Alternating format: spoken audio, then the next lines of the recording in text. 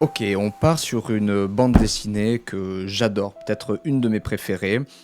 Aile froide, altitude 3954, écrit et scénarisé par Olivier Bocquet et Jean-Marc Rochette, donc chez Casterman. Voilà, c'est vraiment une bande dessinée, moi je trouve extraordinaire, à bien des égards. C'est une autobiographie, c'est la vie de Rochette, dessinateur, et fan passionné d'alpinisme, en tout cas dans sa jeunesse, et puis plus tard évidemment, parce que c'est quelqu'un qui est resté passionné de la montagne, de la nature. Il le prouve avec Le Loup et La Dernière Reine, entre autres.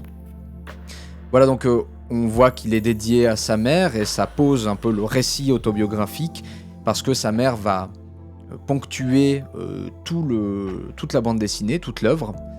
Il va découvrir évidemment, donc dans les années 70, l'amitié, avec un vent de liberté qui souffle tout le long de la bande dessinée. Liberté, la libération des années 70 par la montagne. Lui, en tout cas, c'est ça qui se passe. On remarque des villes ou des villages de montagne. Là, je pense que c'est Grenoble qu'on voit.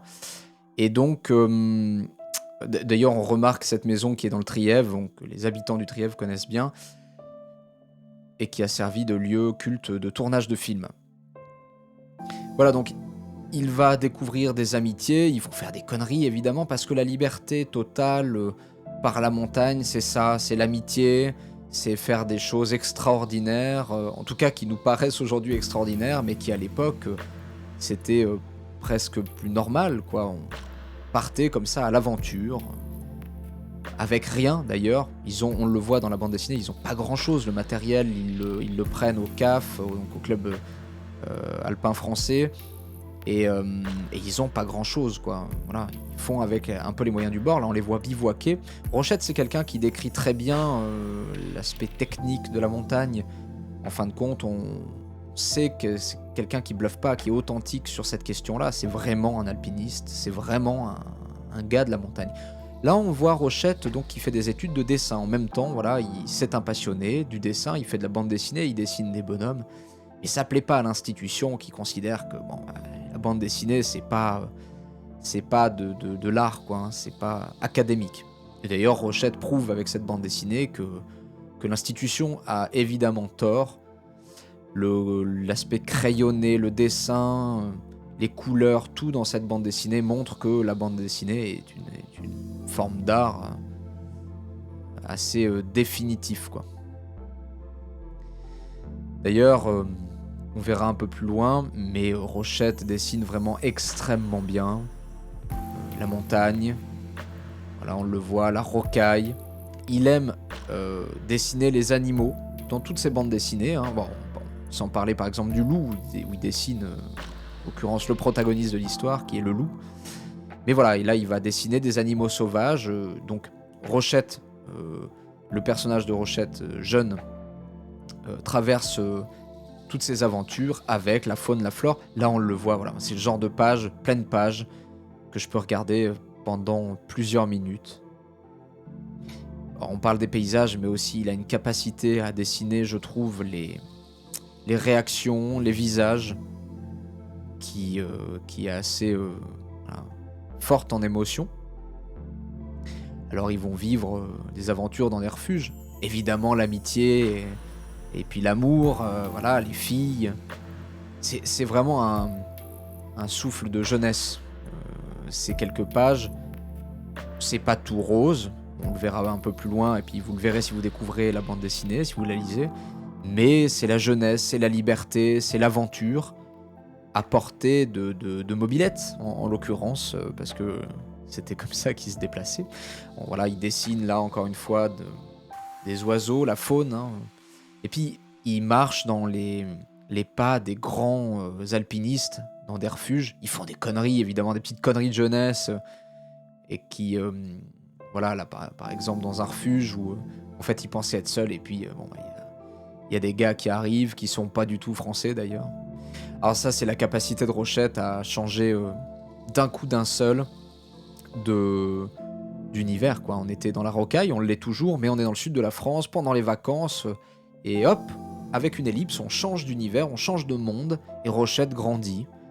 Le personnage et les personnages auxquels on s'attache absolument vont commencer à vivre peut-être des difficultés de plus en plus fortes en même temps que le personnage principal rentre dans l'âge adulte. Voilà. Alors, bon, la montagne avec, on voit des éclairs, la montagne avec son lot de péripéties négatives, difficiles, de contraintes, et puis des moments de bonheur absolu, comme par exemple là, dans cette belle double page, la nature, les silhouettes des montagnes qui se détachent de la nuit, et puis des moments qui vont être beaucoup plus difficiles, où la nature est bien entendu plus forte que l'homme qui essaye de temps en temps de la dompter. Des histoires d'amitié. En fait, Rochette raconte la montagne, mais c'est jamais détaché des hommes, des relations, de ceux qui font la montagne. Alors, je me coupe, mais ça, c'est un truc que Rochette sait faire. Voilà, d'un coup d'un seul, hop, une double page qui tranche complètement avec le style du reste de l'histoire. Ça, c'est assez incroyable. Il sait évidemment dessiner la montagne avec, là, on a vu une petite église. Il sait dessiner la montagne avec tout ce qui la compose, d'architecture. Et voilà, donc la montagne, c'est aussi potentiellement des drames, et c'est en même temps que la rentrée dans l'âge adulte que vont arriver potentiellement ces drames. C'est ce que raconte Rochette dans cette bande dessinée. Voilà, de Grenoble à la Bérarde en mobilette, des rappels tirés sur la façade du lycée Champollion à Grenoble, qu'on connaît bien, avec l'exaltation pure qui tape aux tempes quand on bivouaque suspendu sous le ciel criblé d'étoiles, ou qu'à 16 ans à peine on se lance dans des grandes voies, la Dibona, le pilier franco, le coup de sabre, le Pierre-Alain à la Meige, le Rébuffat au pavé, le massif des écrins tout entier offert comme une terre d'aventure, un royaume, un champ de bataille parfois. Car la montagne réclame aussi son dû et la mort rôde dans les couloirs glacés. C'est un récit initiatique d'un gamin qui se rêvait guide et qui devient dessinateur. Elle froide et tout à la fois une célébration d'alpinisme, une déclaration d'amour à la haute montagne et une leçon de vie, et je suis assez d'accord avec ça. C'est surtout une œuvre qui fera souffler un vent de jeunesse, et à la fois quelque chose de très mélancolique dans l'arrivée à l'âge adulte et dans, on va dire, les péripéties qu'on va pouvoir vivre avec ses proches, sa famille et ses amis. Voilà, je vous remercie de m'avoir écouté. Si ce format vous plaît, n'hésitez surtout pas à le partager, à commenter, à cliquer sur j'aime et à vous abonner à la chaîne. Merci beaucoup.